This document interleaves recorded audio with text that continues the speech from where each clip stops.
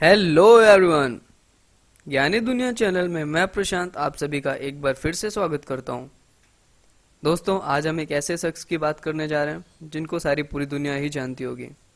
आपने भी कभी ना कभी उनके बारे में कुछ ना कुछ तो सुना ही होगा। तो चलिए आज उसी कुछ ना कुछ को बहुत कुछ में बदलते हैं। दोस्तों, उस शख्स का नाम है टीपू सुल्तान। तो मैं आज आपको टीपू सुल्तान के बारे में बताने वाला हूँ। तो चलिए स्टार्ट करते हैं। टीपू सुल्तान मैसूर के महान शासक थे, जो कि मैसूर के शेर के नाम से भी जाने जाते हैं। योग्य शासक के अलावा टीपू एक विद्वान, कुशल, योग्य सेनापति और कवि भी थे।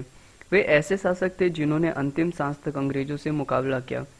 टीपू सुल्तान को दुनिया का पहला मिसाइल मैन भी माना जाता है। लंदन के मशहूर साइंस म्यूजियम में टीपू सुल्तान के रॉकेट रखे हुए हैं। इन रॉकेटों को 18 सदी के अंत में अंग्रेज अपने साथ ले गए थे। टीपू सुल्तान का जन्म मैसूर के सुल्तान हैदर अली के घर 20 नवंबर 1750 को देवनहल्ली, वर्तमान में जो कर्नाटक में है, कोलार जिले में हुआ था। टीपू सुल्तान का पूरा नाम फतेह अली टीपू था। वह बड़ा वीर, विद्वाविष्णी तथा संगीत और स्थापत्य का प्रेमी था।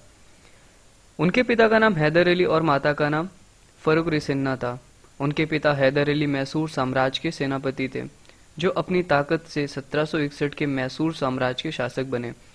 टीपू सुल्तान के पिता ने दक्षिण में अपनी शक्ति का विस्तार आरंभ किया था। इस कारण अंग्रेजों के साथ साथ निजाम और मराठे भी उनके शत्रु बन गए थे।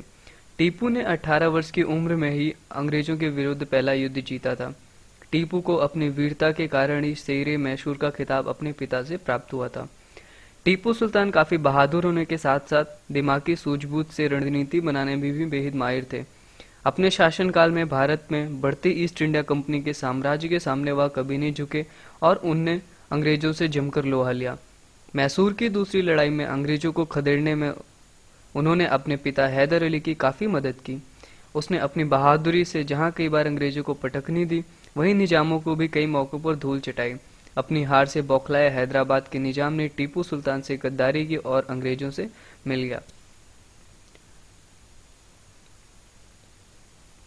मैसूर की तीसरी लड़ाई में भी जब अंग्रेज टीपू को नहीं हरा पाए, तो उन्होंने मैसूर के इस शेर से मंगलोर की संधि नाम से एक समझौता कर लिया।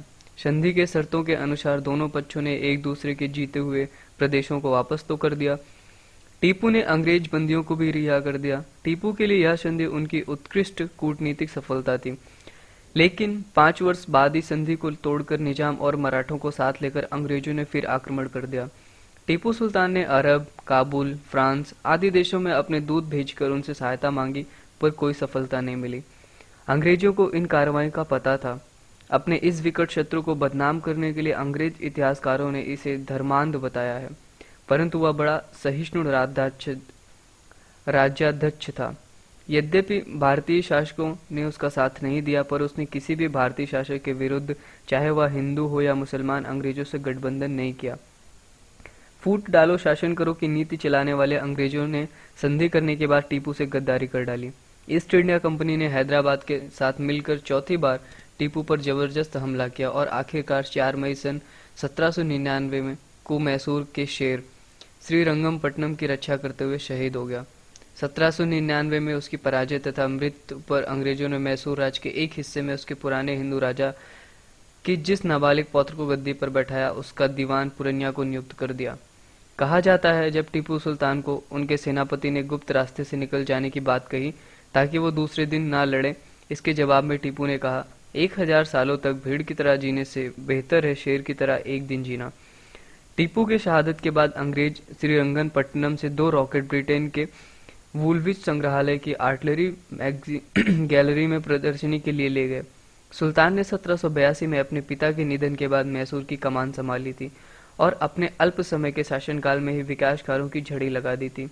उसने जल भंडारण के लिए कावेरी नदी के उस स्थान पर एक बांध की नींव की जहां आज कृष्णराज सागर बांध है। टीपू ने अपने पिता द्वारा शुरू की गई लाल बाग परियोजना को सफलतापूर्वक अंजाम दिया। टीपू निसंदेह एक कुशल प्रशासक एवं योग्य सेनापति थे। उन्होंने आधुनिक कैलेंडर की शुरुआत की और सिक्का धुलाई तथा नाप तोप की नई प्रणाली का प्रयोग किया। उन्होंने अपनी राजधानी श्रीरंगपट्टनम में स्वतंत्रता का वृक्ष लगवाया और साथ ही जैकोबिन क्लब का सदस्य भी बने। टीपू सुल्तान को भले ही इतिहासकारों ने धर्मांध बताया है, परंतु वह बड़ा सहिष्णु राज्याध्यक्ष थे।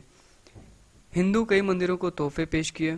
मेलकोट के मंदिर में सोने और चांदी के बर्तन हैं, जिनके शिलालेख बताते हैं कि ये टीपू ने ही भेंट किए थे। टीपू ने कलाले के लक्ष्मीकांत मंदिर को 4 रजत कब्बिस भेंट स्वरूप दिए थे। 1782 और 1799 के बीच टीपू सुल्तान ने अपनी जागीर के मंदिरों को 34 दान के सनद जारी किए। श्रीरंगपटना के रंगनाथ मंदिर को टीपू ने 7 चांदी के कप और 1 रजत कपूर ज्वालिक पेश किया। लंदन के ब्रिटिश म्यूजियम में टीपू सुल्तान की तमाम चीजें रखी हुई हैं। खास तरह से कारीगिरी की गई टीपू सुल्तान की तलवार भी इसमें शामिल है। हालांकि 2003 Indian business man Vijay Mallya ने लंदन में नीलामी के वक्त इसे खरीदा और वापस इंडिया लेके आए। इस तलवार की मुठ पर रत्न जड़ित बाघ बना हुआ है, क्योंकि टीपू सुल्तान का प्रतीक चिन्ह बाघ ही था। तो दोस्तों, यह थी टीपू सुल्तान के बारे में कुछ जानकारी। अगले वीडियो में हम किसी और महान शख्सियत को लेके आएंगे आपके लिए। तब तक के लिए नमस्कार, धन्यवाद।